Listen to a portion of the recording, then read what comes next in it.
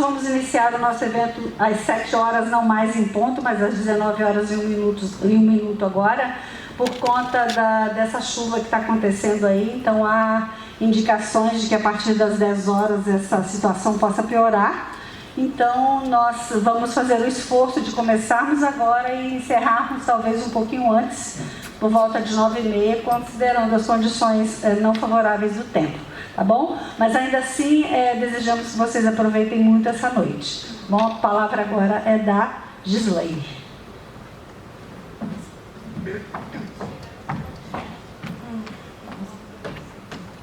Boa noite às pessoas presentes.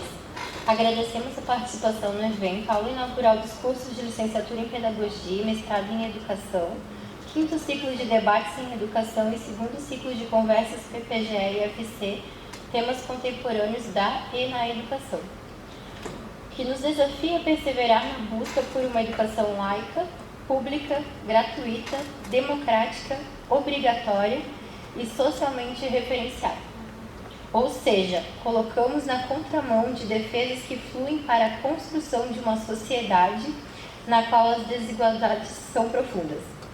Prosseguimos na renovação das esperanças, porque associamos para o debate a infância e, mais especificamente, a infância negada, que muitas vezes se materializa na presença dessa infância em instituições de proteção social. Questão que será abordada em nosso encontro de hoje.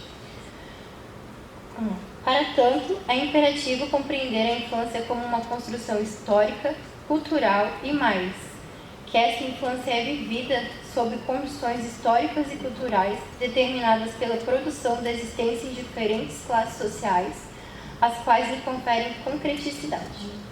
Tal perspectiva leva ao questionamento de uma natureza infantil.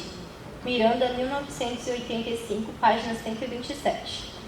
Miranda, 1985, página 127, mostra que a ideia de infância que se desenvolveu e chegou até nossos tempos não exprime o seu fundamento histórico.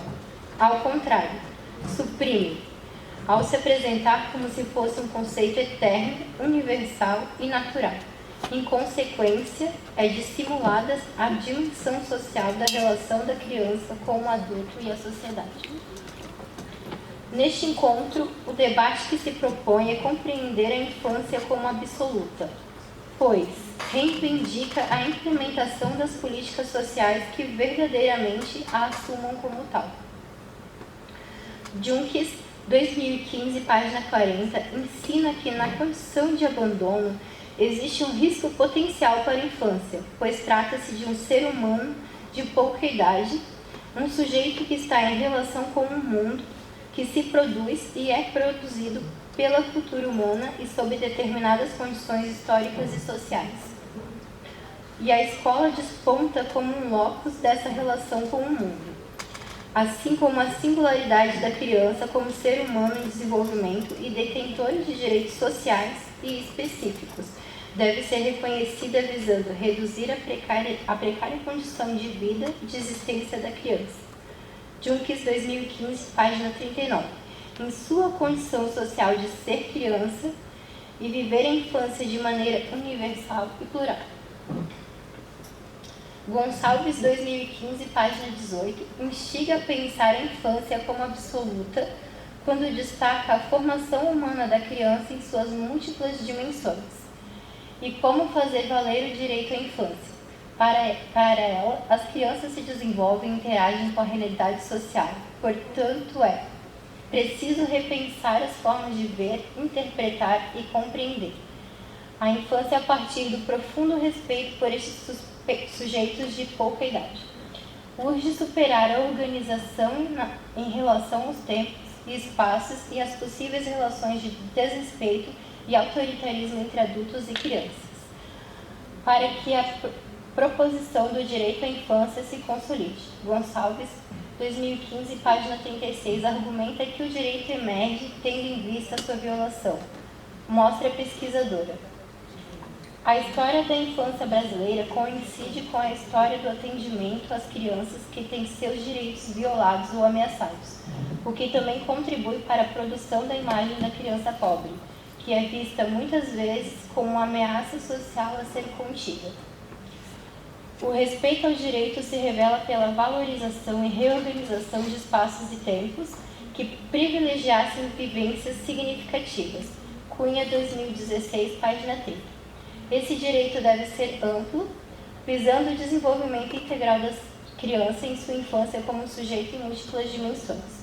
O reconhecimento da criança como sujeito de direitos e da escola como lugar privilegiado da infância e de garantia e veiculação de seus direitos, fazem importantes reflexões sobre a organização da escola e como esta vem contribuindo para a precarização de 2 direitos básicos da criança: brincar e participar. Cunha, 2016, página 55. Reconhecer os direitos da criança é afastar-se gradativamente da visão de assistência à infância brasileira e aproximar-se de uma noção mais abrangente e que valoriza em contextos multidimensionais. Ao abordar a infância, afirma reconhecer que as condições impostas às crianças em diferentes lugares, classes sociais e momentos históricos revelam que não é possível viver uma infância idealizada, pretendida e legitimada. Vive-se a infância possível, pois a criança está imersa na cultura e participa ativamente dela. Mas as desigualdades e condições de ser criança não excluem a especificidade da infância, enquanto experiência individual e categoria social. Grades, 2018, página 54. A infância é absoluta em seu questionar. Contesta tudo aquilo que é arbitrário e é imperioso. O que eu clamo, portanto, é por uma prática de atenção e proteção à infância que, antes de tudo, seja capaz de ouvir o que as próprias crianças têm a nos dizer, que seja capaz de, no lugar de adultos e socialmente atribuídos o poder de falar e influenciar. Tisato, 2018, páginas 159 e 160.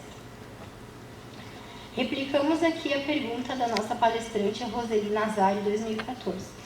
Como as crianças experienciam suas infâncias no contexto de um programa de acolhimento institucional?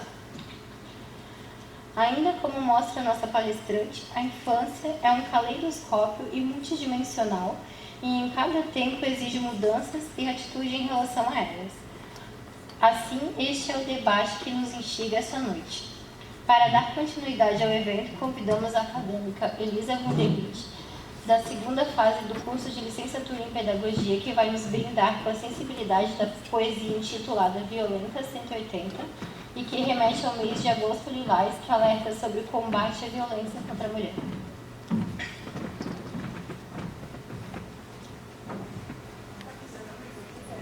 Alô? Oi! Está funcionando sim. Boa noite, pessoal! Como estão? Quantos corações aqui, quantas caras bonitas. Bom, essa noite, como a Gislaine já me apresentou, eu vou declamar um poema que ele é em homenagem ao Agosto Lilás, ao combate da violência contra a mulher. E esse poema, ele é um pouquinho diferente porque ele é cantado. Então eu vou me permitir fazer uma espécie de uma música desconstruída, porque não tem nenhum acompanhamento rítmico, mas porque eu acredito que as palavras cantadas elas conseguem aprofundar bastante nossos sentimentos, nossas emoções e tocar nosso coração de uma forma ainda mais significativa. Antes de declamar o poema, eu gostaria de falar que esse poema, apesar de ser em relação à violência praticada contra a mulher, ele é um poema para todas as pessoas. Independentemente da violência ser de fato uma relação abusiva ou a violência ser praticada por abusos de poder, mecanismos de controle, entre diversas outras formas de dominação que existem na nossa sociedade. Lá vamos nós. Passo a passo eu vou sentindo, seguindo, sumindo pelo sentido, ou pelo menos procurando um estímulo. Espelhos pretos brilham, colírio desinstalando vícios, ofícios laboratoriais, testes, suplico.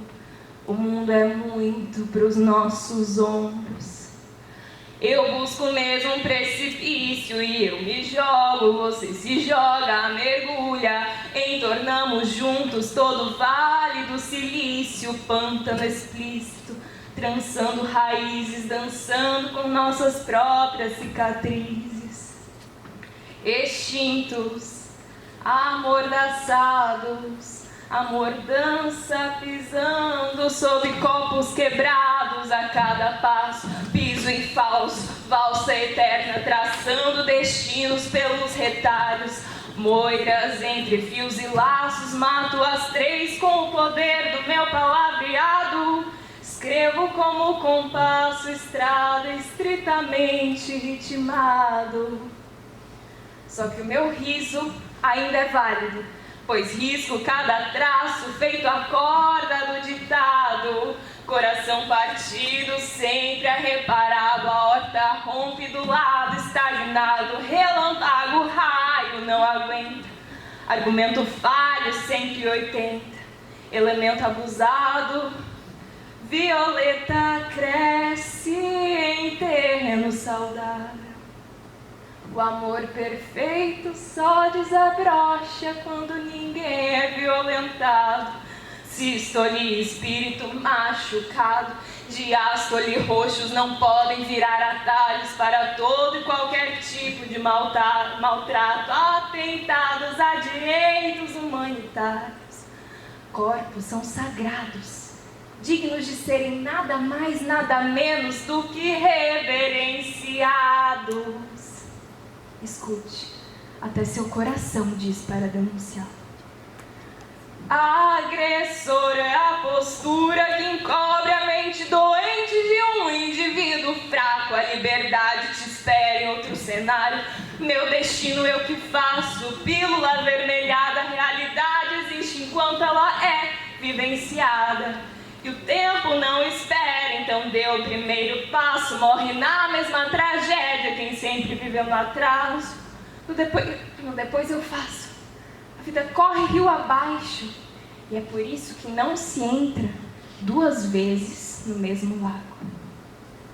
Almas grandes demais não se contêm em serem contidas por espaços apertados.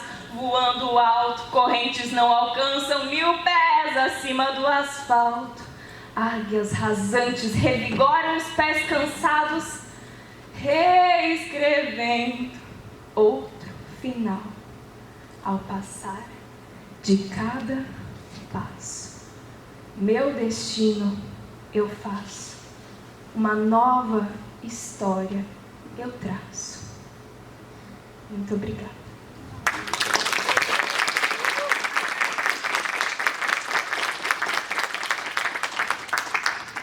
A Elisa Wunderlich, nosso agradecimento por nos presentear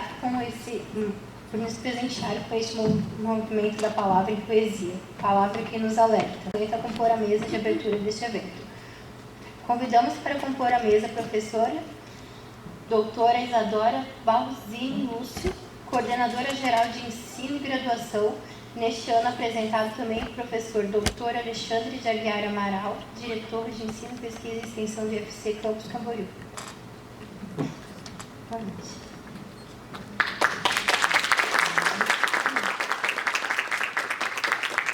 Convidamos para compor a mesa a professora doutora Filomena Lúcia Gosler Rodrigues da Silva, coordenadora do programa de pós-graduação em educação do IFC.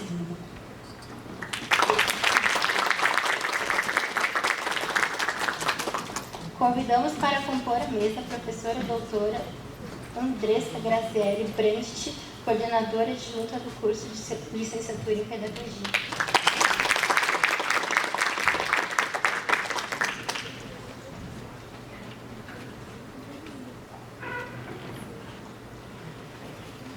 Convidamos para saudar e dar as boas-vindas para todas aqui presentes a professora Isadora Balzini Lúcio.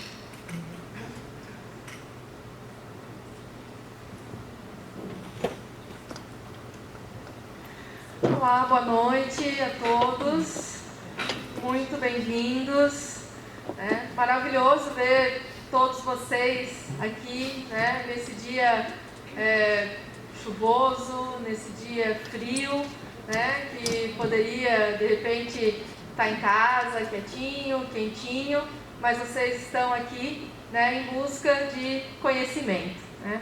Essa parceria, então, entre o nosso, né, programa de pós-graduação, né, nosso mestrado em educação e o nosso curso de pedagogia, que gera, então, esse ciclo de debates maravilhoso, né, sempre trazendo pessoas com capacitação para poder estar conversando com vocês e fazendo principalmente uma troca de conhecimentos.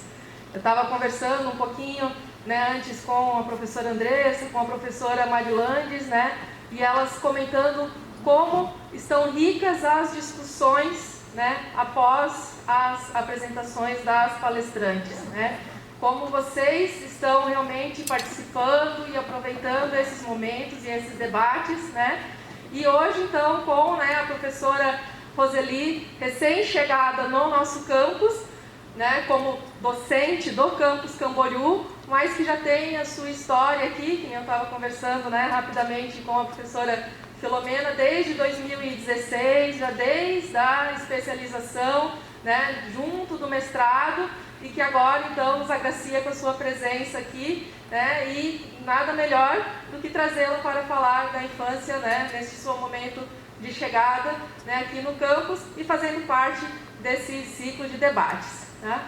O professor Alexandre, então, nosso diretor de ensino, pesquisa e extensão, né, mandou um abraço para todas, né, e para todos. Ele não pôde comparecer por problemas pessoais mesmo, né, que quem acompanha um pouquinho ele sabe que ele está passando por algumas dificuldades pessoais, mas pediu para eu representá-lo aqui, encaminhar meu abraço, tá? E desejo a todos um ótimo evento. Tá? Aproveitem essa oportunidade, né, que o IFC, né, mais uma das diversas oportunidades, né, para além da sala de aula que o IFC organiza e presenteia a vocês. Obrigada pela presença de todos.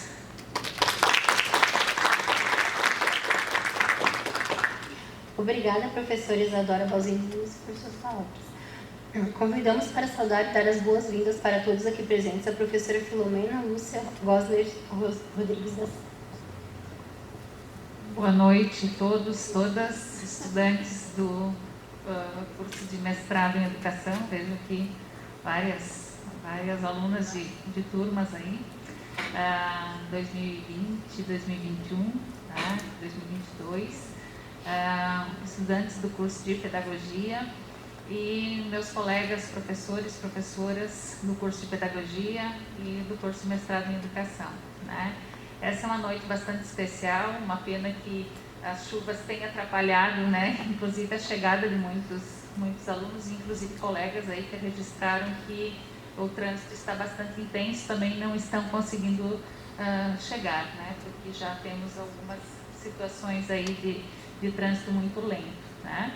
Então, agradeço inicialmente a Roseli por estar conosco nesta noite, né, a Roseli que, como muito bem a professora Isadora mencionou, já tem uma trajetória aqui no campus, né, de vários anos de trabalho coletivo conosco, desde a construção da Lato Sensu, a implementação da Lato Sensu, né, coordenando inclusive o eixo da infância, né, e depois nos auxiliando aí na elaboração da PCM, né, do mestrado em educação, docente do nosso mestrado e recém-chegada do pós-doutorado de Portugal, né, uma temática bastante importante que precisamos discutir, né, a questão das infâncias e instituições de proteção social, né, e também se configurando nessa noite não somente como uma noite de ciclo de debates em educação do curso de pedagogia e ciclo de conversas PPGE e IFC, mas também como uma aula inaugural do segundo semestre letivo do curso de pedagogia, do curso de mestrado em educação. Então, muito obrigada, Roseli. É um prazer tê-la conosco agora como docente do campus Camboriú, né? Sabemos do teu compromisso, do teu comprometimento com a educação e particularmente com a educação das crianças pequenas, né? E que você nos ampliará certamente muitos horizontes acerca das temáticas de investigação da tua pesquisa no curso de mestrado, no curso de pedagogia, e desde já então agradeço. É uma noite que nós teremos então reflexões muito importantes para o campo da educação e que nós precisamos aproveitar, e que interessa ouvir a Roseli nessa noite e também os nossos alunos que nos brindam com as apresentações culturais. Então, além, né, de dizer que estou muito feliz com quem pôde estar aqui, né, dizer que nos próximos eventos a gente possa trazer todas as pessoas que convivem conosco, enfim, e que estão comprometidas com a educação. Então, obrigada pela partilha da mesa também a vocês, Adora, Andressa, aí do curso de Pedagogia e da Coordenação de Ensino Superior. E vamos então à continuidade do evento. Muito obrigada.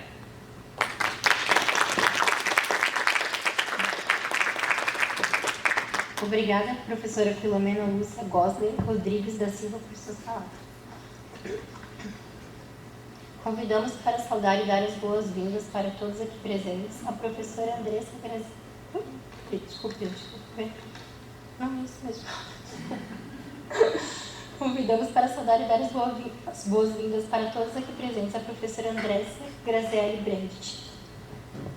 Boa noite a todas, todos, todes. Com muita alegria, né, em nome do curso de Pedagogia, a professora Marilanges e eu, damos as boas-vindas a todos vocês, professores, estudantes, a comunidade, a gestão que está aqui. Dizer que esse momento é de muita felicidade, porque vai ser um momento que vamos ter um compartilhamento da pesquisa e de todo o conhecimento, né, da professora Roseli Nazário, que foi um momento que foi muito planejado, organizado pelo mestrado em Educação e também pelo curso de Pedagogia. E, então, dizer a vocês que, como, né, parafraseando Paulo Freire, não existe pesquisa sem ensino e nem ensino sem pesquisa. E é esse momento que a professora Roseli, né, que pesquisa essa temática já desde o mestrado, doutorado, no pós-doutoramento que ela fez em Portugal, vai compartilhar conosco, e que tenhamos também, né, um ótimo semestre, como a professora Filomena disse, uma aula inaugural também,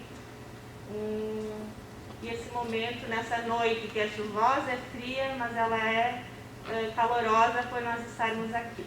Então a gente agradece a presença de todos e que a gente possa aprender muito, e também, né, também das boas-vindas agora à professora Roseli como corpo docente do curso de Pedagogia. Ela já está conosco, como bem frisado pela professora Filomena, desde 2016, na pós-graduação, no licenciatura, no mestrado, mas que agora a gente também fica muito feliz com a sua presença também, atuando no nosso campus, Camboriú, e no curso de Pedagogia. Uma boa noite para todos nós.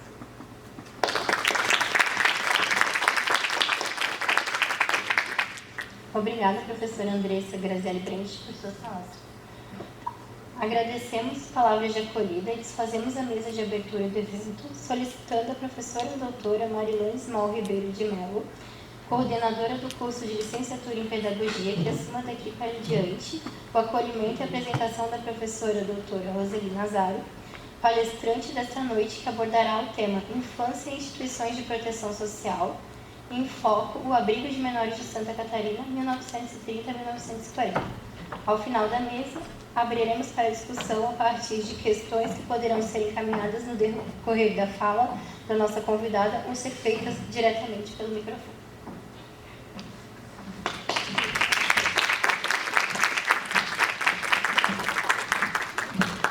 Bom, eu creio que não necessita mais eu ficar trazendo aqui as credenciais de chegada, né, da professora Roseli Nazário.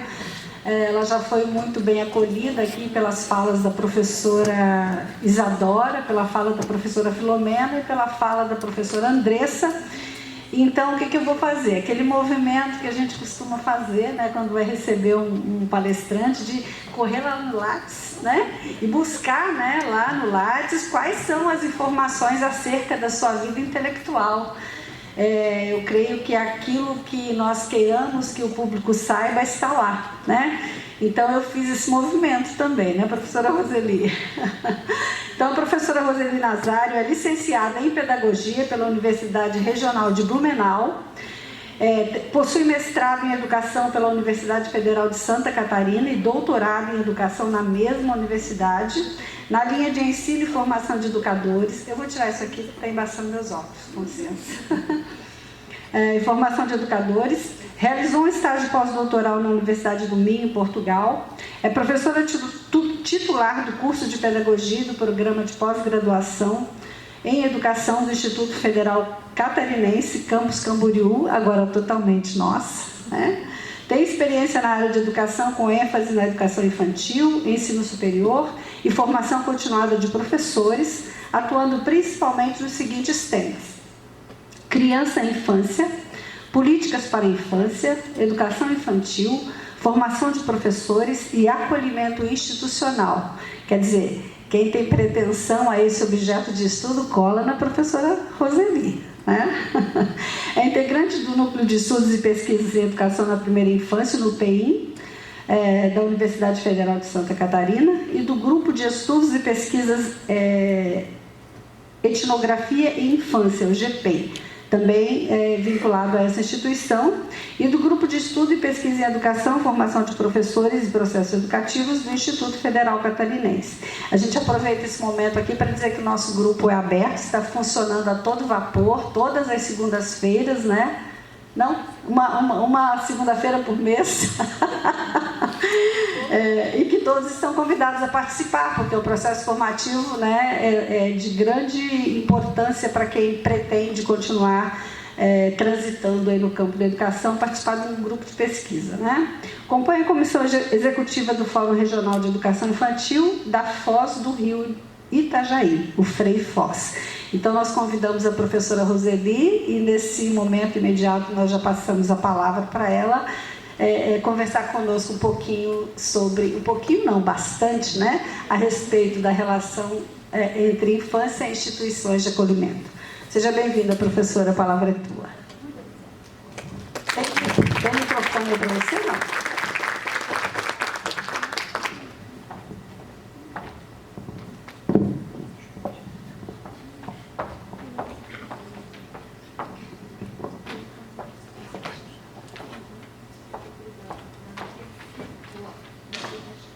Só vou subir aqui para tirar, que ficou por baixo do outro fio.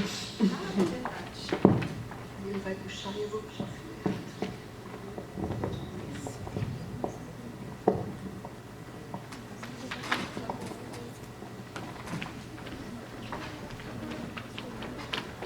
Agora eu tô com a corda toda. Bom, gente, deram corda para mim agora. Boa noite. Quero cumprimentar aqui as minhas colegas e o meu colega e também, né, minhas colegas do curso de mestrado em educação.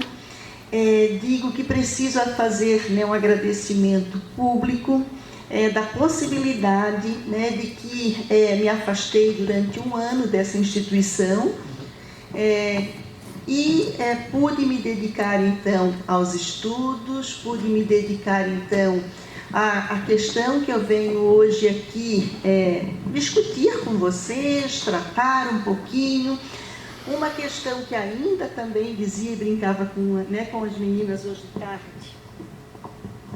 Tá funcionando. Em relação a algo que está em processo de construção, está em processo de elaboração, não é uma temática acabada, não é uma discussão que está dada e que está pronta. E isso, inclusive, tem me deixado um tantinho apreensiva de vir conversar com vocês hoje. Por isso que eu estou chamando de uma conversa, né? De uma conversa que só foi possível porque eu consegui fazer esse exercício de afastamento, esse exercício que, tenho consciência, colocou as minhas colegas e os meus colegas de curso do mestrado num processo de trabalho a mais, porque para os processos de afastamentos nossos, né, para a formação, para a qualificação, não há substituição. Então, o que acontece neste momento? A minha retirada vai implicar em mais trabalho para todos os colegas que estão nesse curso. E por isso, a cada uma de vocês que gentilmente me permitiu esse momento, esse espaço, eu desejo de coração mesmo, muito obrigada para vocês. Dizer que é uma satisfação estar nesse campus desde 2016 e que agora, então, eu tenho uma aproximação completa, uma aproximação direta também com o curso de pedagogia. Eu vinha desenvolvendo aí uma função de professora em 2 campos. Eu aqui ficava com toda a discussão da pós-graduação e no campus Blumenau com a graduação, com o curso de pedagogia. E agora, com o meu retorno de Portugal, eu venho para cá, então, para ficar junto de vocês, sejam alunas e alunos da graduação, sejam da pós-graduação, e que eu cumprimento também nesse momento por estar aqui, nesta noite chuvosa, nesse tempo assustador, que eu também estou apavorada. Eu chego para morar em Camboriú agora, estou há 2 dias morando em Camboriú e já não sei mais se eu chego em casa ou não hoje. Talvez eu vá precisar dessa informação de alguma de vocês. E que nós estamos, apesar de tudo, de todos esses contratempos aí, do tempo mesmo, juntos e juntas nessa noite. Bom, a minha fala, como eu disse, ela vai transitar por esta temática, que é pensar a infância e as instituições de proteção social. E daí, já desde dessa escolha, desse início de título, precisa ser justificado. Por que eu coloco a proteção social entre aspas? Acho que aqui tem uma questão que espero dar conta, e se eu não der, vocês me retomem, me façam a chamada de atenção ao final, de compreender por que dessa minha escolha entre colocar essa expressão aí entre aspas. E um outro sentido também que precisa, e que eu vou tentar dar visibilidade aí ao longo da conversa, porque de uma escolha temporal. Eu escolho efetivamente a década de 30 e a década de 40, faço esse recorte para uma determinada instituição, que é o abrigo de menores, e tento fazer essa leitura dentro de um contexto maior. Então, durante a fala, a ideia é que se possa fazer essa justificativa dessas aspas e dessa escolha por esse período histórico. Brevemente, ou talvez nem tanto, porque assim como o conteúdo da fala, eu considero de extrema relevância falar do processo que gera esse conteúdo, e um processo que tem muito a ver também com os processos formativos e com as possibilidades que são abertas para vocês.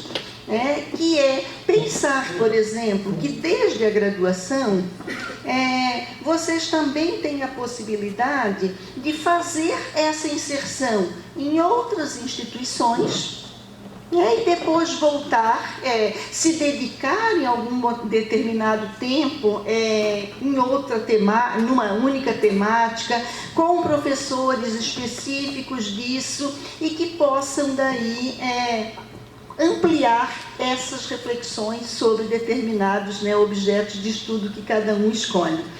E por isso que eu vou parar um pouquinho para situar esse estudo. Essa fala de hoje, ela é decorrente de toda uma trajetória minha, com a formação e toda a minha trajetória de pesquisa, como uma pesquisadora que escolhe a infância como seu objeto de estudo, se dedica então à aproximação de uma infância vivida na educação infantil e no contexto de acolhimento institucional. Então, eu abro meu mestrado pensando na infância dentro das instituições de educação infantil, Mas nesse processo formativo eu chego no doutorado e vou me encontrar com as crianças bem pequenas, de 0 a 6 anos, nos contextos, então, de acolhimento institucional. E nesse processo de doutorado eu faço a minha primeira aproximação, então, com Portugal, que não pode ser pensada, né, como um estudo comparativo, porque não há comparação possível, né, quando a gente olha para Portugal e olha para o Brasil, seja na sua questão de geografia, seja na sua questão populacional. Então, não é um estudo para ver o que Portugal tem para nos ensinar, ou para ver, né, comparado o que tem de lá e o que tem aqui, mas muito mais que questões são essas que naquele país me possibilitam refletir e pensar as questões daqui. E daí eu volto então agora para o pós-doutoramento, né, no meados do ano passado, e retorno há um mês, novamente para Portugal. Desloco então da Universidade do Minho, onde eu fui fazer o meu sanduíche, que a gente chama aí, no doutorado, e agora então no meu pós-doutorado eu retorno, só que eu retorno para a Universidade do Porto. E eu, tanto num quanto no outro, eu escolho essa ida porque Portugal, assim como o Brasil, tem um crescente número de crianças em contextos de acolhimento. Esse número não diminui, esse número, desde a minha ida anterior, agora ele vai aumentando, porque há também lá uma dificuldade de pensar uma outra forma de institucionalização da infância que não seja dentro daquilo que nós aqui temos como acolhimento institucional ou abrigo. Lá também se presentifica muito essa ideia do que eles chamam lá de acolhimento residencial, que são diferente da nossa ideia de acolhimento residencial aqui, que a gente passa direto para a ideia da casa. O atendimento chamado residencial lá, ele atinge então as crianças dentro de instituições, como acontece aqui no Brasil. Instituições que, posterior ao ECA, aqui no Brasil, né, tangem aí um número máximo de 20 crianças em cada instituição, mas que a gente já chegou a números assustadores, como no caso do abrigo de menores de Santa Catarina, nesse período que eu faço recorte. Um outro motivo que me leva também a Portugal é uma aproximação, então, com os estudos da infância e com uma direção, né, um foco mais centrado na sociologia da infância. Então, a minha trajetória de estudos e a minha ida para lá e a minha aproximação, tanto com o Manuel quanto com a Manuela, não é por acaso, né, os nomes portugueses aí, que era o Manuel Sarmento e a Manuela Ferreira, se dá porque também são esses professores e esses autores, essa autora, assim como a Natália Fernandes também, pessoas que trazem para o Brasil uma discussão em relação à sociologia da infância e que nos permitem fazer uma leitura daquilo que a gente tinha muita dificuldade, que era a leitura inglesa e a leitura francesa sobre a sociologia da infância, muito pela nossa dificuldade mesmo de idioma. Então, os portugueses traduzem essas obras, trazem para nós, e nós começamos a discussão aqui no Brasil no início dos anos 2000. Então, é uma discussão nova, é uma discussão muito jovem, e pensar a sociologia da infância exige muito de nós ainda, né? E nos coloca o tempo inteirinho com esse medinho, porque é uma responsabilidade muito grande dizer também e se localizar sobre este campo de conhecimento. Nesse estudo que eu fiz agora, eu tomo os estudos da infância pela sociologia da infância, mas também não só por ela, vou um pouquinho na filosofia da infância também, num atravessamento com a sociologia e a história. E daí eu vou trazendo autores para esse diálogo que eu tinha passado muito superficialmente, ou sequer tinha tratado da discussão com eles no meu processo de doutorado, por exemplo, e que agora eu retorno e faço um aprofundamento. Então, eu chego em Foucault, eu chego em Goffman, eu chego em Hendrick, que são autores da sociologia, do campo social, dos estudos sociais aí, que nos tem aí bastante implicações para pensar esse conceito. E claro, se eu volto ao passado, eu também preciso, nesse momento, fazer aí uma aproximação, uma discussão com a história, e trago então os nossos historiadores bem próximos, a Silvia Arendt da UDESC, que tem se dedicado aí às discussões sobre essa infância institucionalizada, o José Gondra, que também tem se dedicado aí a pensar essa história da infância pela uma perspectiva social. Porque o acolhimento, eu já disse para vocês, se dá por essa minha história de aproximação, de formação, considerando que a primeira vez que eu entrei num abrigo, eu fui chamada para fazer uma formação, para ajudar a pensar como é que se organizava uma instituição de acolhimento para os bebês. Então, eu fui chamada como professora da educação infantil, porque até então eu nunca tinha falado de abrigo. Assim como vocês certamente têm ouvido muito pouco falar sobre acolhimento institucional, sobre abrigo, na trajetória formativa de vocês. A gente fala muito das crianças no contexto formal de educação. Na pré-escola, na escola, na creche muito pouco, a gente tem falado muito pouco dos bebês. E eu entro então nessa instituição para pensar um pouco sobre como é que se organiza uma casa que vai receber os bebês que às vezes chegam nessa instituição com 3 dias de idade. Eles ficam aonde? Como é que a gente organiza com as outras crianças que vivem nessa casa? E eu chego nesse lugar e eu começo a pensar ele a partir de onde? Da escola. Porque era a referência que eu tinha. E a coordenadora ia me tirando o chão. E dizia assim, tu não está na escola, tu está no abrigo. Outra lógica que perpassa esse lugar. A ideia do abrigo como um lugar de prisão. Como um lugar em que as crianças estão e que não podem sair. E não eram poucas as vezes em que a gente, eu estava na instituição e a gente recebia ligação dizendo, fulano está na rua. Todas as crianças podem ir para a rua, inclusive aquelas que estão institucionalmente acolhidas, porque aquilo não é prisão. Agora, esta ideia, pautada neste presente, de que as crianças que estão lá não podem sair, ela tem toda uma relação com esse passado. E daí isso me faz voltar ao passado para poder pensar, não no sentido de uma resposta que seja de transposição. É hoje assim porque foi no passado assim. Mas no sentido de olhar para hoje, problematizar a partir daquilo que eu fui pensando e que eu fui provocada a pensar nesse passado.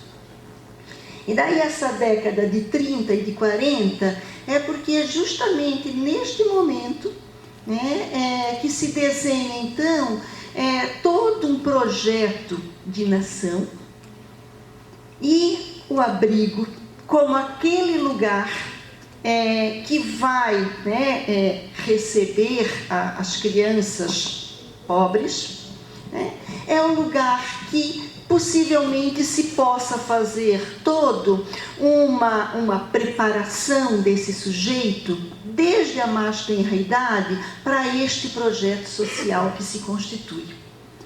Claro que não temos tempo hoje de falar do Estado Novo, que essa é outra questão que me leva para Portugal, que também vive o Estado Novo nesse período, que é a questão, por exemplo, que me leva em Portugal, inclusive, para dentro do Museu do Holocausto, que é um museu bem pequenininho que tem no Porto.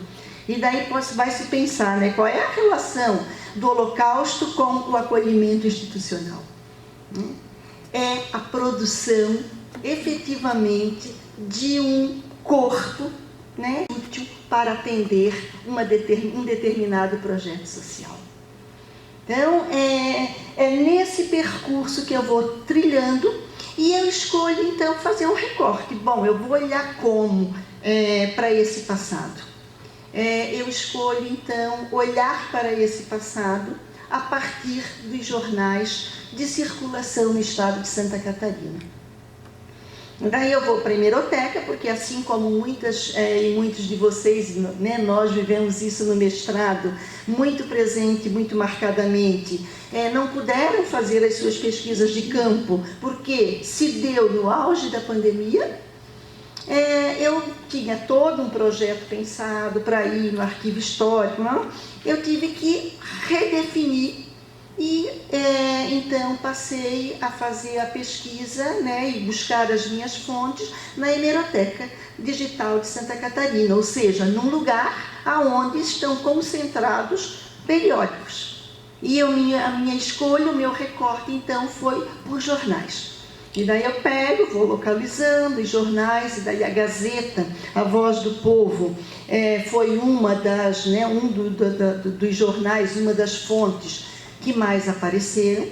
E eu fui tentando, então, limpar. Sobre a infância tinha muita coisa, e eu fui tentando fazer esse recorte, escolher, então, esse processo de olhar como é que o abrigo de menores de Santa Catarina aparece, como é que a condição das crianças, que não eram crianças, eram menores, né? E aqui tem uma questão que a gente também vai olhar daqui a pouquinho, como é que esses menores ganham visibilidade, ou como é que a política, porque os menores não ganham a visibilidade, quem ganha era uma política estadista, né, que vai dizendo, que vai se definindo numa organização de construção de um modelo de nação e que ganha na imprensa, então, um lugar de destaque, porque a imprensa acaba também divulgando esse projeto e fazendo, então, formando e forjando uma infância pobre em Santa Catarina. Eu acho que era importante localizar um pouco, né, da onde surge isso, porque isso vai ser o processo de TCC de vocês, isso vai ser o processo, né, dos alunos e das alunas do mestrado, das suas pesquisas, que não dá para falar do objeto, né, que eu não chego lá e conto o que eu vi, sem ter minimamente contado desse contexto, aonde se dá, por onde, né, os meus pés pisaram para a minha cabeça pensar, como diz o Leonardo Boff. Por isso que mais demoradamente eu fiz essa explanação. E daí eu me utilizo do Danaher para dizer, né, que recuar e reconstruir discursos e práticas do passado, na sua multiplicidade, especificidades, combinações e repercussões sociais, não implica em entender as histórias sociais produzidas em determinados contextos como se tratasse de explicações definitivas de todos os eventos históricos subsequentes. Então, não é para dizer que eu olhei para lá e isso é o que justifica aqui. Mas, sim, porque as explicações históricas dão sempre lugar às novas descobertas das reais origens do que somos e de onde viemos. Então, é muito nesse sentido, o recuo à história não se dá pensando numa transposição linear. Foi assim lá, hoje é assim porque foi desse jeito no passado. Mas porque eu permito pensar como é que é esse hoje a partir desse ontem, a partir do que foi esse movimento vivido.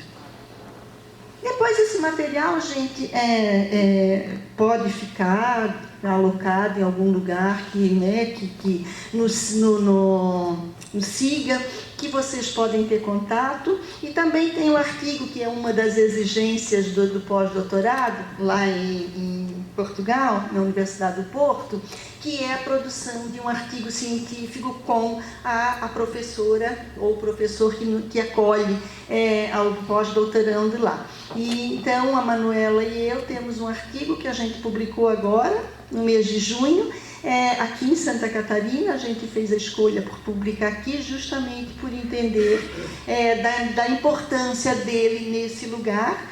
Ele está publicado na revista 0-6 e é da onde eu estou traçando um pouco dessa história com vocês aqui. Bom, feita aí, né, as apresentações, dizendo desse lugar por onde eu passei, eu vou agora... Falei tudo isso, né? Depois que me dão a corda, esse é o problema, né, Andressa? Da corda, acabou-se. Posicionar, então, como é que eu pensei essa conversa, né? Esse debate para hoje aí? Eu pensei ele em 3 tempos. Um tempo bem mais rápido para falar um pouquinho dessa mudança paradigmática, né, desta mudança aí que vai implicar diretamente sobre os conceitos de criança e de infância, né, que comumente também são tratados quase que como sinônimo, e a sociologia da infância tem, né, vindo para nos dizer da distinção entre esses 2 conceitos, e que a Graciele, a menina que falou antes, Gislaine, desculpa, que a Gislaine, né, muito bem foi traçando já um pouco desse exercício e demarcando conceitualmente o que é criança, o que é infância, né? E, claro, de uma mudança paradigmática que vai fazer transitar esta ideia, este conceito do menor para as crianças, ou a ideia da situação irregular, como o Código de Menores trazia até então, para a perspectiva do sujeito de direitos, que é o que o ECA defende nesse momento. Um segundo momento, então, para falar dessa governamentalidade da infância, e daí, claro, né, a partir de Foucault, que é alguém que eu ainda não domino, que é alguém que eu ainda estou aprendendo, né, a ler, a estudar, porque assim como vocês, a gente também aprende desse modo, vai se encontrando, vai se ensaiando, vai se desafiando, e Foucault me convidou a esses desafios aí pelas suas leituras, e que vai então falar desse processo de governamentalidade, sempre muito atrelado à ideia do corpo infantil, né? O corpo como um instrumento de governo da infância. E daí, quando no poema, né, esse corpo aparece, né, dito nas palavras da Elisa, né, que ela frisa esse corpo, né, eu digo, bom, essas meninas aí já abriram a minha fala e já estão me dando aí, já chão e cancha para eu continuar esse debate. E daí, claro, nesse momento, então, minimamente, por conta do nosso tempo de hoje, eu trago algumas notícias, poucas notícias do jornal, recortes, para a gente entender um pouquinho como é que essas coisas apareciam no jornal, né? Como é que o jornal vai tratar desta política supostamente de proteção à infância, e continuo colocando ela entre aspas, na aproximação com a ideia desse projeto de nação construído em Santa Catarina, na década de 30 e na década de 40, quando surge o abrigo de menores, o tribunal de menores, ou seja, quando a infância ganha uma visibilidade, a infância pobre ganha uma visibilidade, e junto com essa visibilidade ela ganha um lugar, né? O lugar do medo,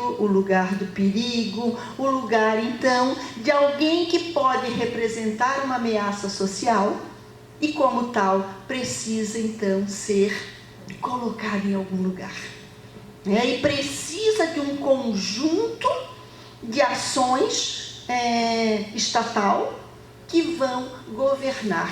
E esse governo, então, sobre essas crianças se dá primeiramente sobre esses corpos infantis. E daí, por último, vai sobrar um pouquinho de tempo, e nós vamos sair antes das 10, eu prometo, vai dizer um pouco, bom, e daí? Quais são as implicações desse estudo? O que esse estudo me ajuda, me provoca a olhar para o presente? A olhar para as crianças hoje, no aqui e no agora, em relação ao acolhimento institucional.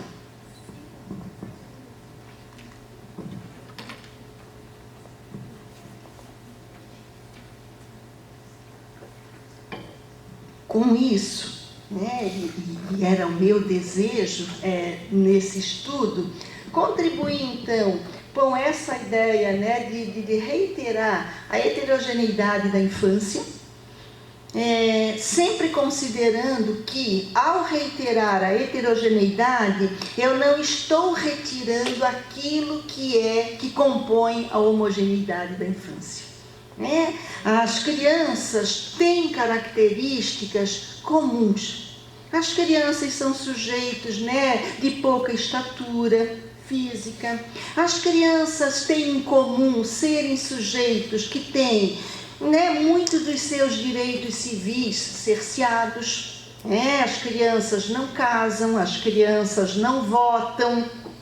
Isso é comum às crianças em Portugal, em Santa Catarina, na Alemanha. Essas são características que a gente diz da homogeneidade da infância. Mas, ao mesmo tempo, nós não podemos nos esquecer de que há marcadores sociais, como a Gi colocou inicialmente já, que vão dizer das diferenças. Marcadores como gênero, classe social, etnia, contexto geográfico. Ser uma criança negra no nosso país, e principalmente no momento em que a gente está vivendo, é diferente de ser uma criança branca. Ser um menino traz implicações diferentes de ser uma menina. Morar no Nordeste traz implicações diferentes do que morar em Florianópolis, por exemplo. Então, essas questões da heterogeneidade que eu tento trazer as contribuições para dizer que, inclusive dentro do abrigo, mesmo supostamente nós pensando que todas as crianças que estão lá são pobres, e como diz como tem uma parte do texto em que eu vou dizer quais são as marcas que trazem as famílias, geralmente são negras, são pobres, são trabalhadoras. Essa marca vai também desenhando um modelo de infância dentro dessa instituição. Mas, ainda assim, há que reiterar que existem questões que ainda tornam essas crianças diferentes entre si. E que, por isso, não cabe um projeto que trate-as todas como iguais. E, claro, é nesse sentido, então, que eu busco ampliar essa rede essas reflexões em torno da rede de proteção realmente, numa proteção que trate, então, essas crianças como crianças e que isso permita pensar outros modos de organizar esse espaço para receber as crianças, essa forma de institucionalização da infância, que não precisa ser sempre a mesma, do mesmo modo e igual para todas elas. Porque, embora os contextos iniciais de vida sejam muito parecidos, crianças pobres que precisam ser retiradas da sua família, e que são retiradas e que desconsidera-se nessa política todas as questões que provocam este deslocamento dessas crianças da família, as condições sociais, as condições degradantes que vive a nossa população a cada dia pior, ainda assim há marcas que distinguem uma criança da outra nesse lugar. E daí, indo para o meu primeiro momento, não vou me estender muito aqui, porque essa não é uma grande, né, não é novidade, mas eu fico na frente aqui, mas essa mudança paradigmática para nós, né, na relação com a infância, ela se dá muito a partir das 2 últimas décadas do século passado. Que para vocês é novo, muitas, né, de vocês não viveram isso, mas nós vivemos isso bem intensamente, que foi pensar essa mudança nos anos 80 e nos anos 90 no mundo, no Brasil. Os estudos avançam, a gente tem um avanço em termos de produção teórica que vai dando outros contornos à infância, que vai provocando aí mudanças na legislação, e por isso que eu escolho então a Convenção sobre os Direitos das Crianças, a CDC, um documento mundial aí que vai trazer 54 artigos que vão tratar dos direitos das crianças, artigos esses que podem ser agrupados em 3 grandes são a participação e a provisão. 3 grandes categorias de direito. Provisão em termos de direito à alimentação, direito ao nome, direito às suas questões aí civis colocadas, o direito de proteção, sobre qualquer forma de ameaça e, sobretudo, o direito de participação, que é entre todos aquele que a gente ainda tem mais dificuldade de colocar à prova. Porque a gente ainda estabelece, como disse a Gi, uma relação hierárquica, uma relação de poder entre adultos e crianças. Essa mudança paradigmática, que vai da CDC e que chega no Brasil quando ratifica a CDC e chega para nós em 1990 como o Estatuto da Criança e da Adolescente, ele vai provocar então um duplo deslocamento, tanto de concepção quanto de conceito. Aquilo que era a ideia de um menor a se proteger, então o termo menor era o termo até então que servia não só para falar das crianças em termos de faixa etária, porque desde que o Brasil se constitui nas primeiras legislações que vão tratar da infância, o conceito de menor está atrelado à infância pobre. A lei do ventre livre traz o conceito de menor, então ela não fala e quando ela vai falar aquele momento criança era bem pouco, o termo bem pouco utilizado, mas o menor, esse termo está sempre muito agrupado com a ideia de pobreza e como tal, como a ideia de perigo, como a ideia de risco. E o primeiro deslocamento então é sair dessa ideia de menor para a perspectiva de reconhecimento das crianças enquanto cidadãs com direitos a serem providenciados e serem protegidos. É a ideia que o ECA vai nos trazer a partir de um sistema de garantia, de proteção e de promoção dos direitos das crianças. Não basta só garantir, a gente tem que promover novos direitos e proteger aqueles que já estavam aí assegurados também. Então, vivemos aqui uma grande mudança conceitual e uma grande mudança de concepção mesmo, um grande deslocamento. O segundo deslocamento, então, tem tudo a ver com o que eu venho estudando.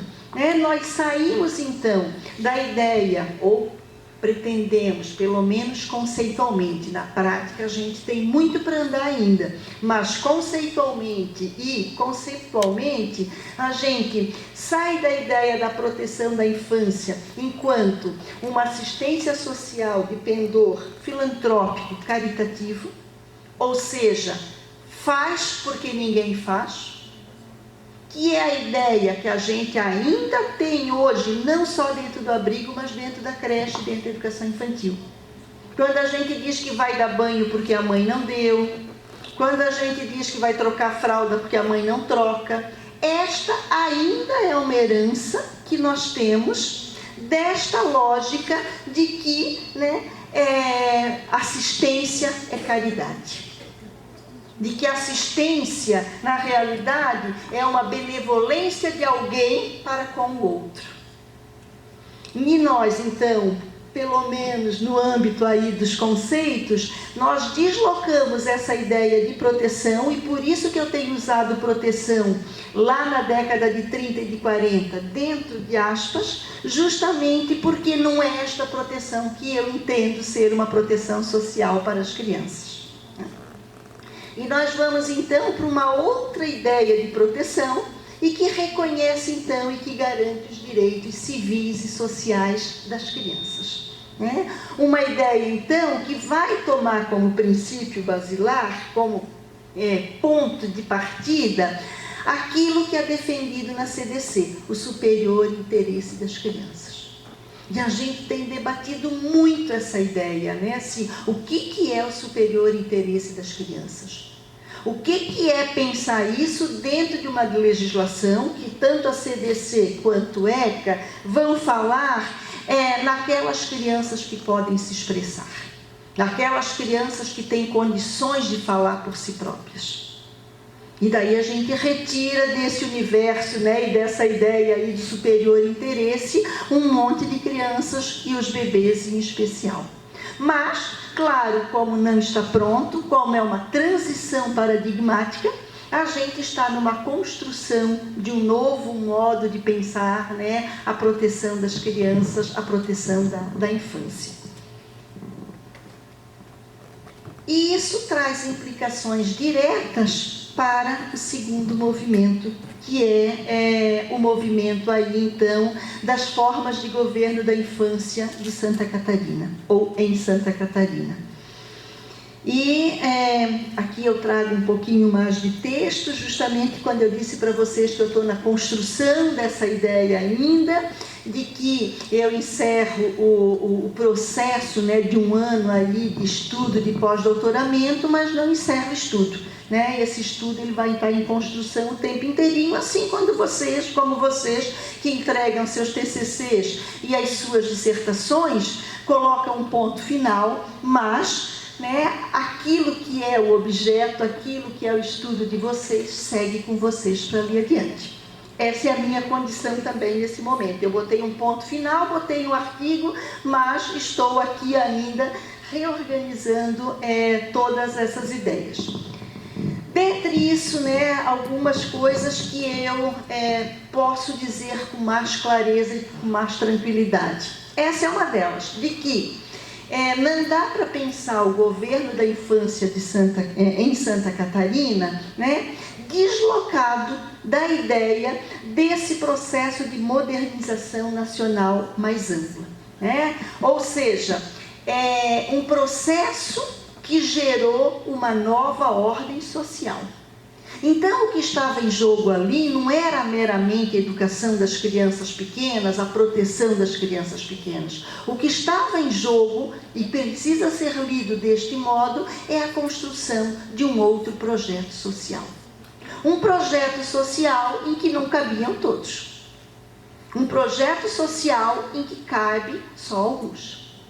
Um projeto social talvez muito parecido com o que a gente esteja vivendo na contemporaneidade. E neste processo, nessa nova ordem, né, social aí, que vai se instaurando nesse processo, vai se falar então de uma racionalidade que é assentada na objetividade, na regulação, na classificação, ou seja, tudo é medido, tudo é definido a partir de escalas e que quem foge dessas escalas entra no padrão da anormalidade. E daí, claro que neste momento, para fabricar, né, este modelo, esta normatização, entre os normais. Porque para existir o normal, automaticamente vai existir aquele que é o anormal, o confronto.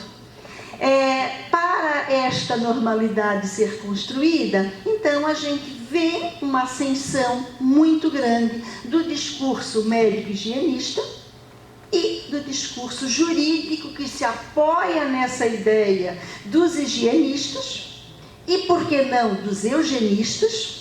Né? Assim, nós temos uma marca muito forte de eugenismo no Brasil, da Constituição. A gente sempre acha que a Constituição do povo ariano se dá, né, lá na Alemanha, lá a partir do Hitler, mas ela tem um papel, e o Estado Novo tem toda essa relação aqui, muito próxima da gente.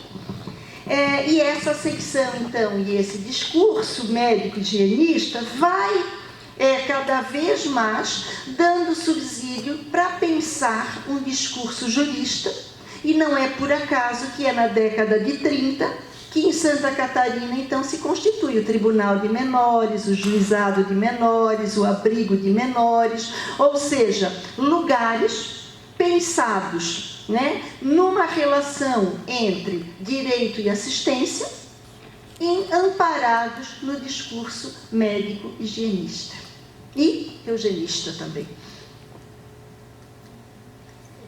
Bom, nesse contexto, então, nessa composição e nessa configuração, a resolução de problemas relacionados com a segurança do território e a administração da população pobre, agora ela passa a ser reconhecida também como um recurso socioeconômico inestimável.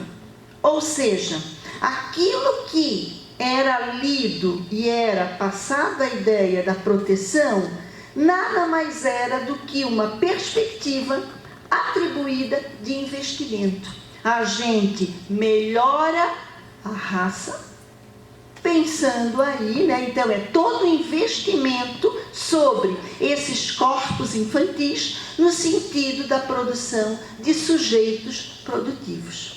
E sujeitos produtivos construídos aos moldes daquilo que o Foucault vai chamar de docilização dos corpos. E daí, assim, bom, essa ideia e essa administração dessa população pobre remete ao Estado o papel de gestão dessa população a partir de políticas capazes de garantir segurança interna, estabilidade e prosperidade social. Então a gente vai percebendo que a ideia da proteção social, ela tem muito pouco de proteção social das crianças, né? Aquela instituição de proteção social, ela está muito, ela é tecida na realidade por conta de uma sociedade que começa a se sentir e que começa a ser ameaçada por esta população, que é pobre, que é aquela que foge do modelo normal e que a gente então rapidamente precisa construir, né, colocar dentro de um molde, dentro de uma forma, né, e se ela não se encaixa dentro, então a gente bota num lugar que vai fazer esse papel, que é o abrigo. E daí a pergunta que, né, eu me fazia então era que tecnologias e práticas foram relevantes para permitir ao Estado, e aqui é o Estado enquanto, né, o bem público, e a Santa Catarina enquanto Estado, analisar e classificar cientificamente sua população e governá-la, particularmente a população infantil e pobre. Quando eu falo em tecnologias, eu também estou buscando a ideia do Foucault. Então, eu estou trabalhando com conceitos que ele vai trazendo e que cada conceito desse é uma noite que a gente precisaria se dedicar. E que eu também não domino ainda com toda a propriedade, que eu ainda estou me aproximando. E daí a gente chega, então, né, nas tecnologias usadas aí pelo Estado, nos discursos médico-jurídico, né, nessa relação com o menor, né, onde a ciência médica ganha, então, esse lugar de forte aliada à construção de um projeto nacional. A medicina ganha um lugar tamanho para se pensar a infância, tanto tanto ganha que até hoje nós nos colocamos muito reféns, né, desse discurso médico e queremos, por exemplo, o tempo inteirinho um laudo quando nos deparamos com uma criança, né, com alguma deficiência. A necessidade que a gente tem de ter um laudo, né, para saber o que é, ela não se dá por acaso. Ela tem toda uma relação histórica construída e a medicina construiu esse seu lugar. Então, as observações, as medições, as pesagens, as contagens, as comparações, os exames rigorosos, objetivos e controlados, permitiram ao conhecimento médico identificar, sistematizar, codificar, classificar, padronizar e tipificar a diversidade populacional como problema teórico e como objeto de análise. E é tão marcante esta ideia, por exemplo, que eu faço uma escolha de olhar para a infância pobre em Santa Catarina, pelo jornal, mas se eu posso fazer o mesmo exercício, por exemplo, olhando para as crianças de outras categorias, uma categoria social mais abastada, mais rica, quando, por exemplo, Santa Catarina era, em grande proporção, feito em Santa Catarina, feito pelos jornais, divulgado pelos jornais, então um projeto de governo divulgado pelos jornais, por exemplo, do concurso de robustez das crianças. Né? Quem eram as crianças que eram apresentadas nesse concurso? As crianças supostamente, né, com ar saudável, crianças gordas, crianças... Então tem muita matéria e muita fotografia que vai, né, dizer de uma outra infância forjada nesse estado, né, pelos tais concursos de robustez, e que quem eram, na realidade, os avaliadores desses concursos? Os médicos, os assistentes sociais, os juristas, né? Esta população que vai criando, então, essa distinção aí da infância, né, forjando aí uma infância que se diferencia, então, em termos de classe social, em termos de corpo. Novamente, o corpo ganha um lugar de destaque muito grande. Nessa tessitura, então, e eu gostei muito desse autor, o Hendrick, Harry Hendrick, que é um britânico, e que ele vai lidar muito com essa dobradinha de um corpo privado que gera uma mente depravada. Ou seja, um corpo privado de saúde, de comida, de recursos, um corpo pobre, um corpo empobrecido, um corpo de pobre, automaticamente já passa a ser visto de antemão como uma cabeça, como uma mente depravada. Ou seja, a ideia de pobreza e periculosidade. Pobreza e perigo.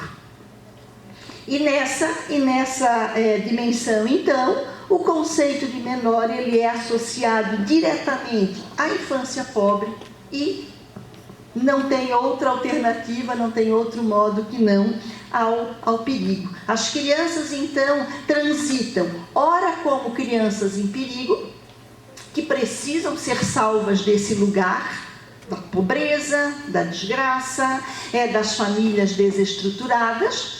Então, essas são as crianças em perigo, que precisam ser colocadas dentro dos contextos de acolhimento, dentro do abrigo de menores, ao mesmo tempo que são as crianças perigosas, porque essas crianças representam a ameaça social, né, a sociedade de um modo geral.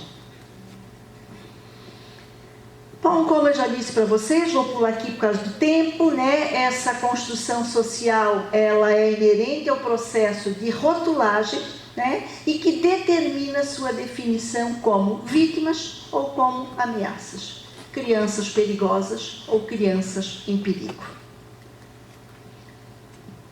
E daí, nessa perspectiva, né, os higienistas, chamados por Dom Zeló como engenheiros da máquina humana, né, têm agora, então, a missão de prevenir os males sociais presentes e precaver a sociedade contra os males futuros.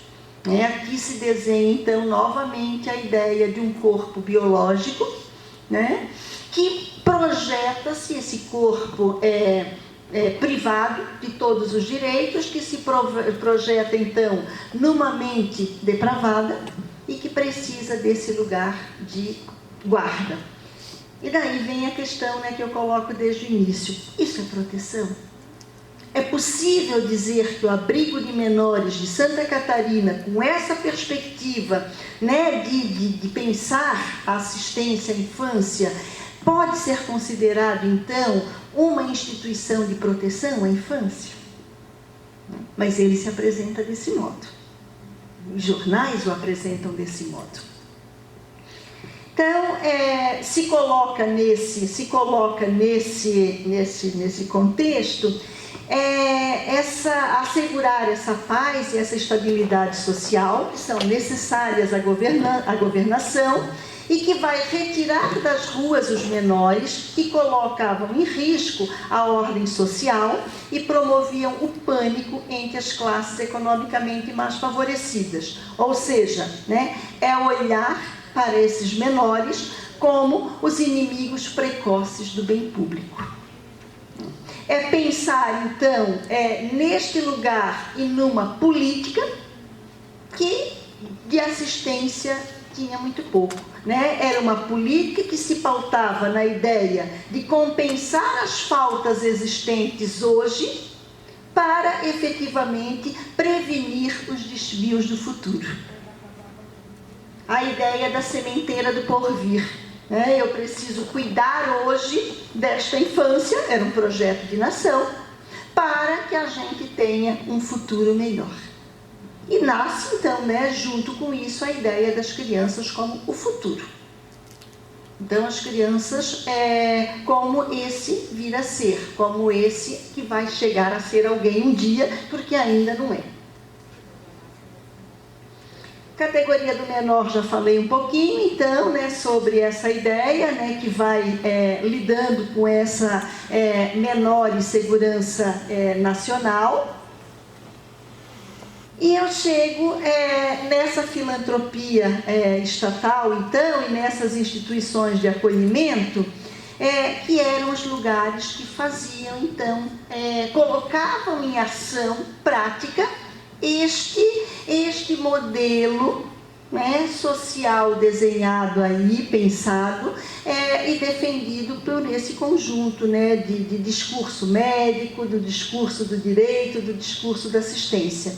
Então, cabia nesse lugar para a assistência a tarefa de organizar a assistência dentro das novas exigências sociais, políticas e morais que estavam, né, presentes e que nasciam no Brasil, então, no início do século XX. Isto era o papel dos filantropos. E eram esses os filantropos, os sujeitos, e geralmente falado no masculino, porque, né, era um lugar aí bastante ocupado pelos cidadãos nobres, pelos cidadãos homens, brancos, ricos, né, e que eles assumiam junto com a igreja, porque a igreja também tem um lugar, tanto é que as instituições de acolhimento, né, os asilos de menores, se constituem na igreja, pela igreja. E o abrigo de menores, então, é quando o Estado, o poder público, assume para ele essa responsabilidade. Mas todos lidando com uma lógica, né, de filantropia que sai da igreja, que sai da caridade e que passa por uma filantropia estatal. Bom, é aí que se apresenta, então, a ideia de confinamento, a ideia de contenção espacial, de controle do tempo, de submissão à autoridade, ou seja, todas as formas de disciplinamento, né, que são impostas sobre os menores, sobre os internos, e ainda sobre o manto da proteção dos desvios e da reeducação dos degenerados, que daí eram conceitos que também apareciam muito, né? Os abandonados, os desvalidos, os degenerados, e os conceitos vão sempre levando para este lado mesmo, né? Pejorativo desse sujeito. E daí eu trago para dizer para vocês um pouquinho, e para ir me encaminhando para o final, o discurso de um jornal. Um jornal da Gazeta, uma parte mínima, né? Eu fui recortando isso, daí às vezes tinha que fotografar, tinha que printar a tela, porque nem tudo a gente consegue copiar, então aí tem os processos de garimpagem mesmo, né? Que constitui aí a pesquisa. E eu trago então esse pedacinho só para a gente entender como é que a imprensa vai reforçando essa ideia, como é que a imprensa vai enaltecendo essa ideia, né? A quem a imprensa está trabalhando. Foram lavrados pelos comissários da vigilância, em 1939, 66 autos de apreensão de menores encontrados na vadiagem, na mendicidade ou na libertinagem. 39. E em 1940, até 31 de julho, 13. O decréscimo sensível verificado deve ser levado em conta da enérgica e salutar campanha levada a efeito pelos comissários em sua repressão. A vadiagem e a mendicidade de menores, especialmente esta última, ao contrário do que acontecia há alguns anos, praticamente já não existe nessa capital, desde que foi instalado o juízo. Até 31 de julho de 1940, lavraram os comissários 246 autos e apreensão. O lugar dos homens do direito, o lugar dos homens de poder, o lugar dos homens que decidiam onde essas crianças, onde esses menores poderiam estar ou não. E o que era classificado como aquilo que era útil ao modelo social e aquilo que não era útil, aquilo que era ameaça ao modelo social. E a ameaça, então, precisava rapidamente ser retirada do campo visual. Ela precisava, até porque a gente está falando aí de um projeto da capital, a maioria, claro, porque é o abrigo de menores, a gente fala de Santa Catarina, mas esse contexto se dá muito mais em Florianópolis, que é a capital, e vai então percebendo como é que esse discurso vai se produzindo e como é que vai chegando na população e quem era também a população que chegava, acessava aos jornais. Também era para uma determinada população que chegava isso. Bom, se percebe então ali, nesse pequeno excerto do jornal aqui, um poderio estatal a produzir os seus efeitos normatizadores de regulação de condutas sobre os menores, um esforço modernizador de segregação da pobreza. Então a gente colocava a pobreza no gueto, no gueto aqui chamado de abrigo de menores. Quando a gente retirava os menores da rua, atribuindo aos bons da sociedade o direito de excluí-los. E com isso assegurar a tão almejada profilaxia urbana, de modo a poupar a sociedade catarinense de se deparar diariamente com o espetáculo da pobreza. Um pouco do que a gente assiste até hoje. Uma tentativa assim, bom, a gente achou os moradores em situação aí de rua e a gente rapidamente bota os educadores sociais e tenta descobrir qual foi a cidade de onde ele veio, paga a passagem e manda de volta. Então a gente continua aí um pouco com essa ideia dessa profilaxia urbana. Balneário, Camboriú, Blumenau, Florianópolis, não muda em lugar nenhum.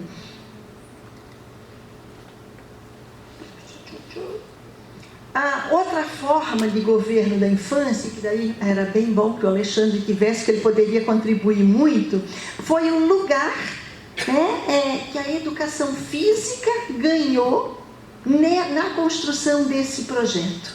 É assim, bom, a gente ia corrigir essa natureza áspera das crianças, né, a partir de um olhar privilegiado de um outro campo do conhecimento, que foi o campo da educação física. Ou seja, novamente um lugar de incidência direta sobre o corpo.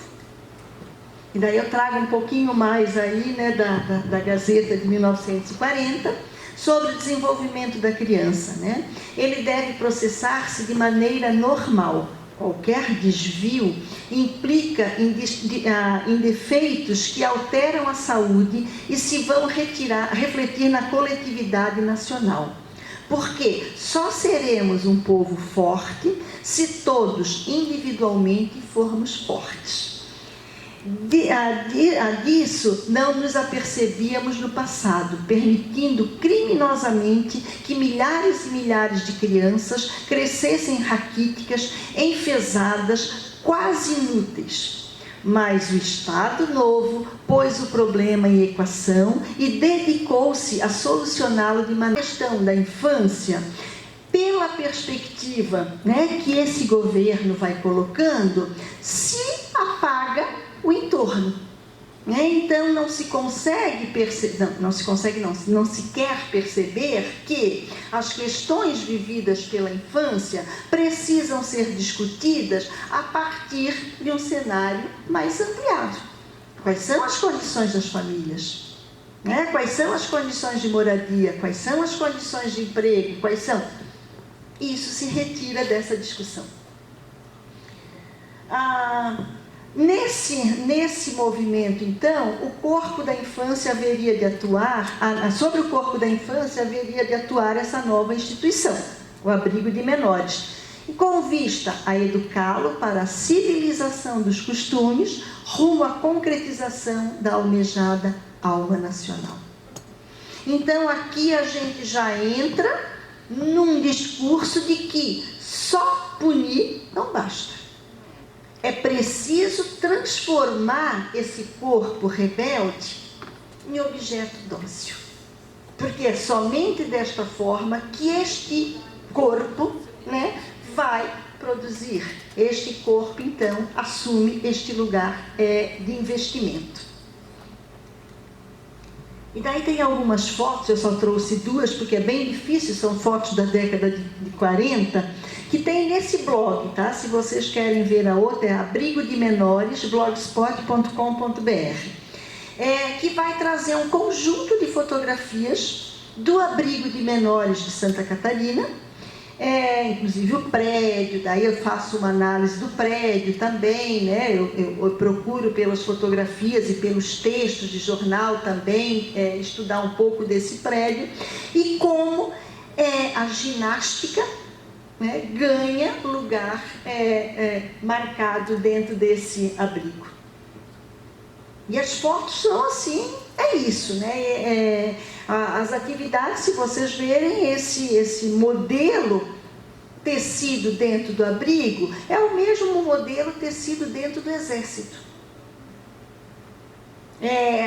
Os equipamentos para a ginástica eram os mesmos equipamentos que tinha no exército.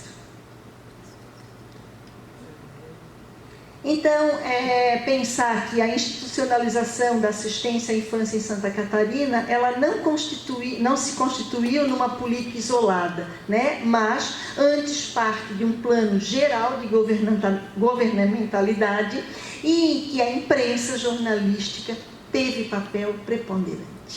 Ela deu visibilidade para esse projeto, ela escolheu valorizar este projeto, este modelo social. E daí, claro, tem toda uma discussão sobre quem era a imprensa, sobre o que levava a imprensa a fazer isso, mas não foi objeto de estudo meu. Eu li algumas coisas, mas não entro nessa seara.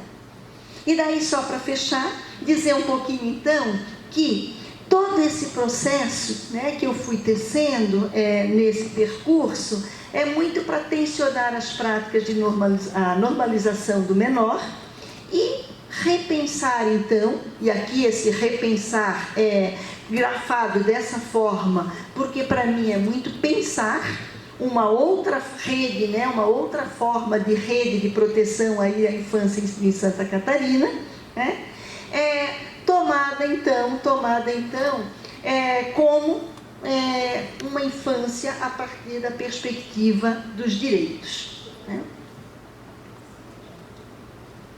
Essa história da infância catarinense, do meu ponto de vista, e para mim, daí é muito pessoal, essas são as minhas considerações do que eu fiz até agora, desse processo vivido até agora. Ela convida o tempo inteirinho para desconfiar dos discursos, tecnologias e dispositivos colocados em prática à época e que tiveram a infância pobre como alvo.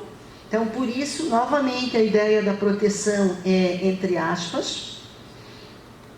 Ela vai contribuir para a superação de práticas historicamente equivocadas de proteção à infância, sobretudo aquelas que, por motivos de pobreza, continuam separando, então, as crianças das suas famílias e as sinalizam e encaminham para a instituição assistencial, impedindo uma análise situada sobre a crise sociopolítica e econômica e sobre, né, os fatores geradores das dificuldades das famílias de, por elas próprias, educarem e cuidarem dos seus filhos, provocando o afastamento dessas crianças, né?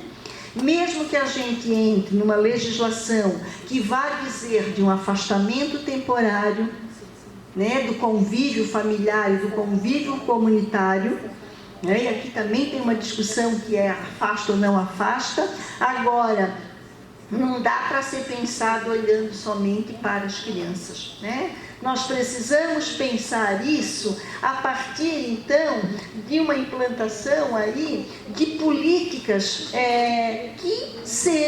que tenham abordagem intersetorial, né, ou interministerial.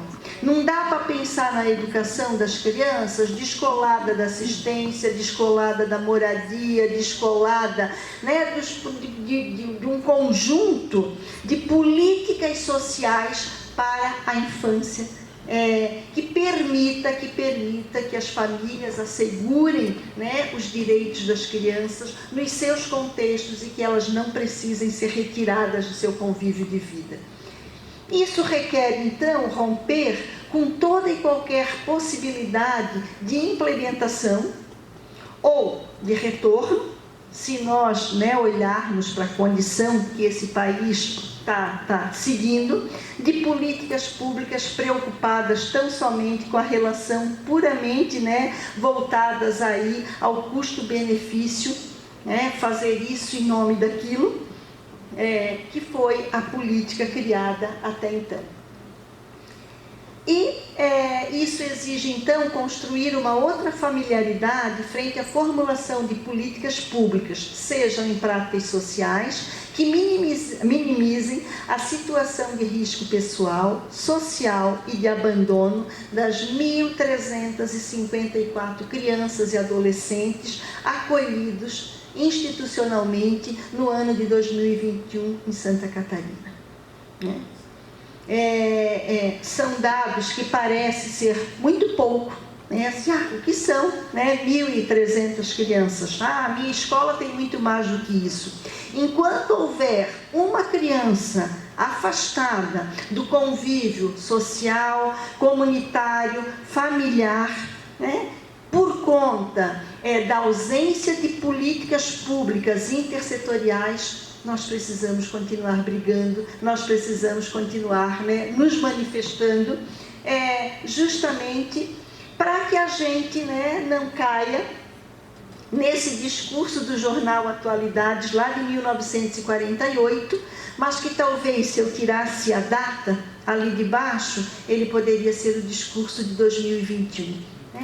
Mantemo-nos na luta pela conquista dos direitos das crianças, em especial pela dignidade daquelas que estão sob a tutela do Estado, livrando-as de iniciativas patrióticas e humanitárias de ilustres governos e de homens do bem que desejam atingir a grandiosa finalidade do progresso moral, inspiradas pelo espírito da claridade cristã. É 48, é 2021. Muito obrigada.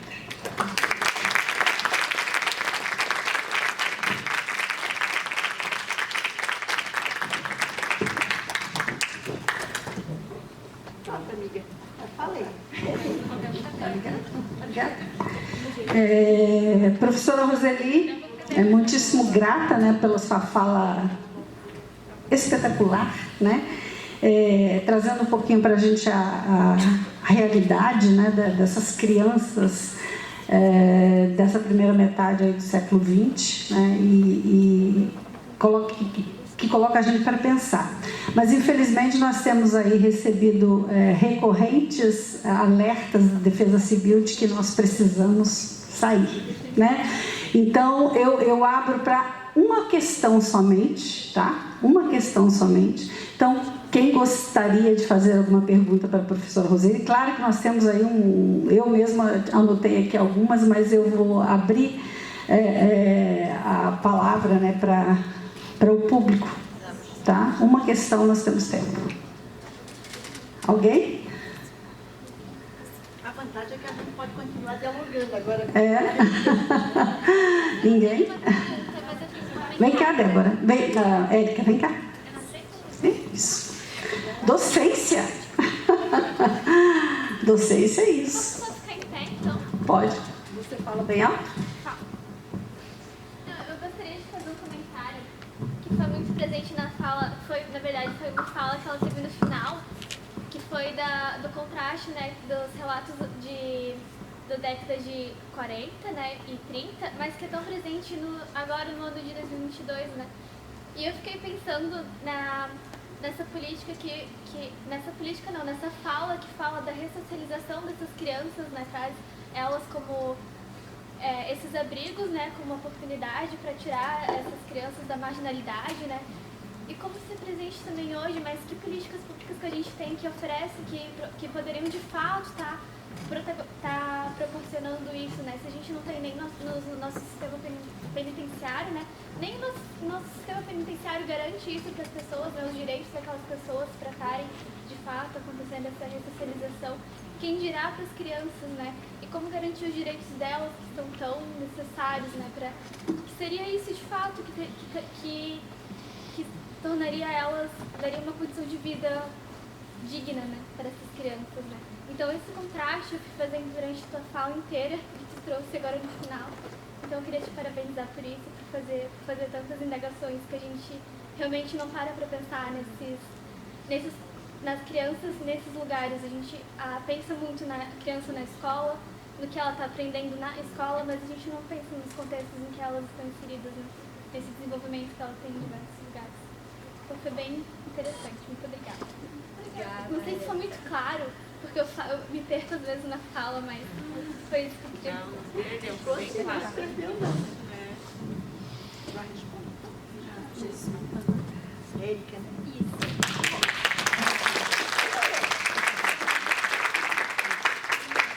De forma alguma te perdesse na tua questão, né? Acho que tu trazes aí aspectos bastante importantes para a gente pensar mesmo, né? De que quais são as políticas que nós temos, né, articuladas, porque acho que essa é a grande questão que a gente precisa pensar, numa articulação de políticas, né, pensadas enquanto políticas intersetoriais, interministeriais, que possam contribuir para que as crianças construam outros projetos de vida, não longe das suas famílias, mas na relação com as suas famílias.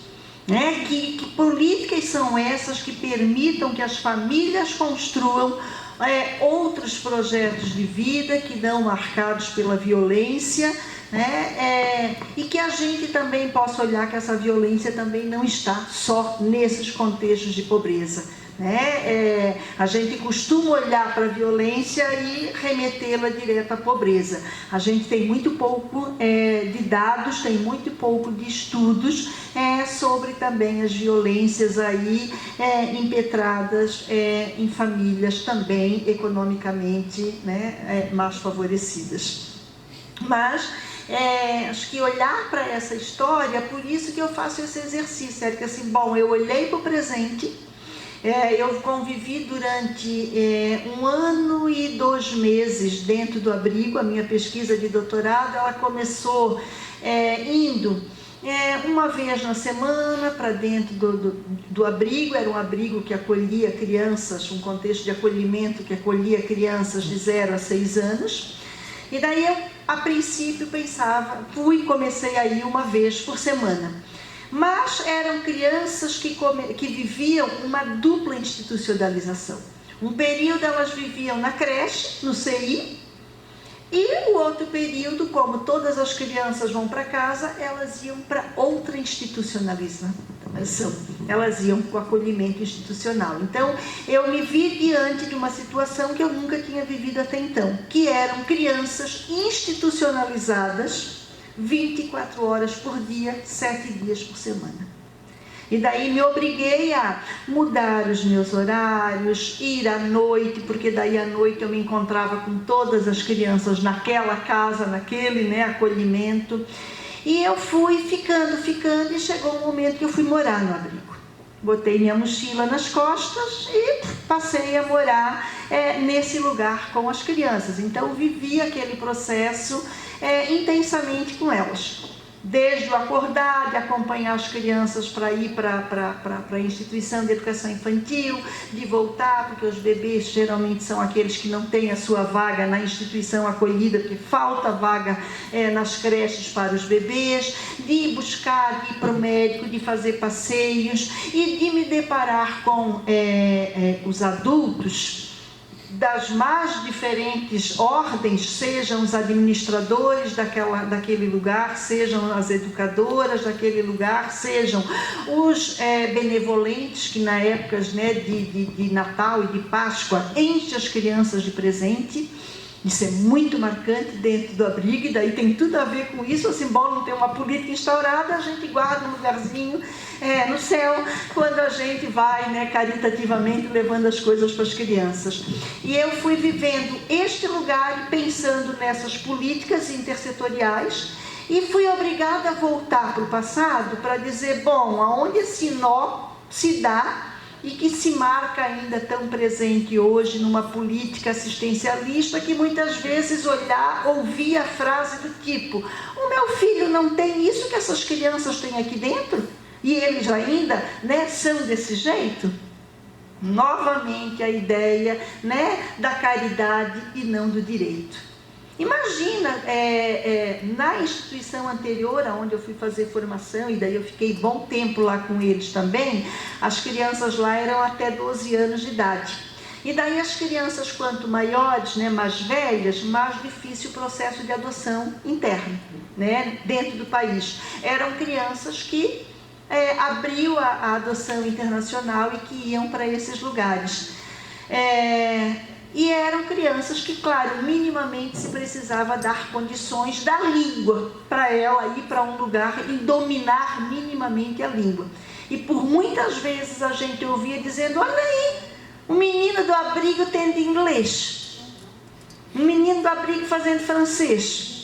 Então, essa ideia do menino e da menina do abrigo é sempre marcado, que marca um lugar dessas crianças, e que quando ele faz isso, isso não é um direito dele como é de todas as outras crianças, é uma bondade que alguém está fazendo. E isso exige da gente pensar realmente, tensionar realmente as políticas construídas no sentido de pensar uma outra ordem social aí, uma outra ordem política que acolha essas crianças de um outro modo, como crianças diferentes entre si, crianças que vivem suas experiências das mais variadas formas. Obrigada pela questão. Além desses marcadores sociais que a professora Roseli traz, tem muitos outros, né? Eu acompanhei uma dissertação agora há pouco que fala um pouquinho das pessoas encarceradas e da situação dessas crianças que são filhas dessas pessoas e que são estigmatizadas, né? E que são marcadas para além da condição, né? Com outros sinais que fazem delas crianças não desejadas, né? Com infâncias também não desejadas, porque não é aquela infância homogeneizada na beleza do bebê Johnson, né? Quando você falou da concurso de robustez, eu lembrei dos bebê Johnsons, que em poucos lugares são materializados nesse país, né? Eu gostaria de convidar já, tomando o teu lugar, tá, Gislene, me perdoe, convidar o David e Andy para se organizarem para a última apresentação, né, cultural. Gostaria também de convidar a Elisa aqui na frente. Você nós temos aqui uns livros que nós publicamos como resultado de um projeto denominado Prodocência, né, que foi desenvolvido durante um bom tempo no Instituto Federal Catarinense, no tempo onde a formação de professores era, né, essencial para o Estado e hoje não mais. Então, quero presentear você com essa obra. Né? Muito obrigada por tua contribuição aí, sempre presente nos nossos eventos, tá bom? Então, aproveite bastante, tá?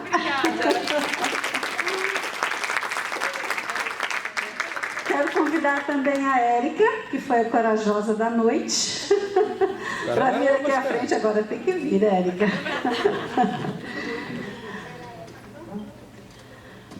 Para receber também esse livro aqui, que trata um pouquinho das práticas, né, vivenciadas nas licenciaturas, né, e que você faça bom proveito dele. Tá bom? Se outras pessoas quiserem, tem outros sobrando aqui, tem um para o David e um para a Indy também, né? E temos mais alguns aqui, se alguém se interessar, é só depois. Fiquem à vontade, a voz é de vocês, a música é de vocês, e o usufruto é nosso. Professora Roseli, muito obrigada mais uma vez. Eu acho que foi um debate maravilhoso. Pena que o tempo não contribuiu muito, nós tínhamos muito que conversar aqui a respeito da questão, com certeza, mas o tempo é exíguo hoje. Boa noite a todos, todas e todos. Eu sou a Andy, esse aqui é o David. A gente vai estar fazendo uma apresentação da música Conselho na versão do Grupo Revelação, a pedido do professor Márcio.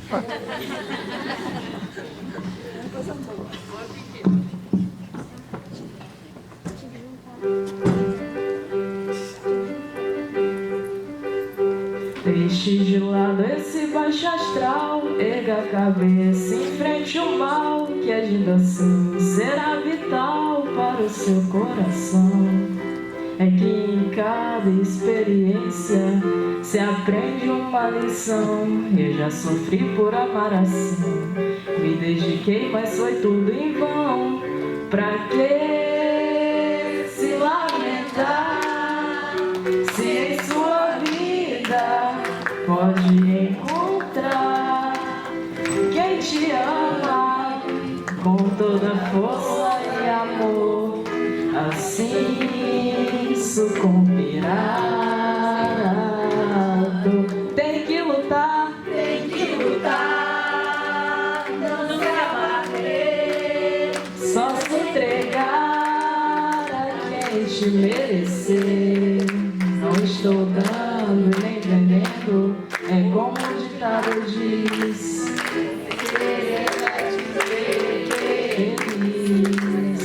Pra que se lamentar, se em sua vida pode encontrar quem te ama com toda força e amor, assim sucumbirá.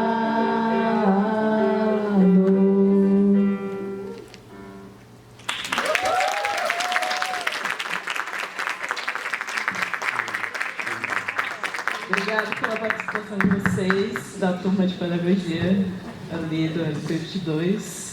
E obrigado por todo mundo que participou do evento. Muito obrigada, Andy. Baita dupla. E a gente já sabe que vai contar com ela em outros momentos, né? Então recebam também aqui a nossa lembrança, tá? Um livro para você. E um livro para você. Muito obrigada. A todos que estiveram presentes, muito boa noite, muito grata pela participação e que no nosso próximo encontro seja mais tranquilo, menos tenso, né? Quanto esse de hoje. Um abração, muito obrigada. Retornem bem, estejam bem, né? Esperamos vocês para o 4º evento do 5º ciclo de debate, 2º ciclo de conversas PPGE, daqui a pouco. Um abração, boa noite.